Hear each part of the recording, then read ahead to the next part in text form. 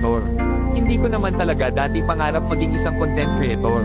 Isa lamang akong hamak na simpleng tao na gustong sumaya sa sobrang hirap ng buhay.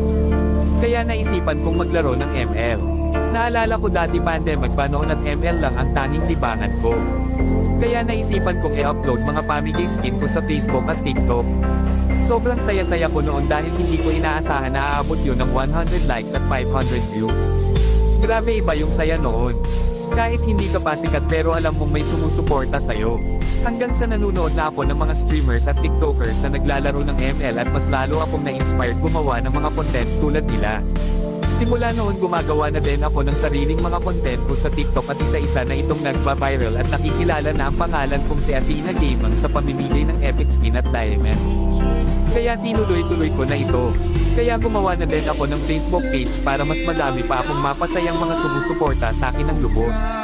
At may nabasa akong nag-comment noon na ipagpatuloy ko lang daw yung ginagawa ko dahil marami akong napapasaya at napapabilib sa mga pamimigay ko ng skin. Hanggang sa isang araw unti-unti nang lumalago yung ginawa kong page at umabot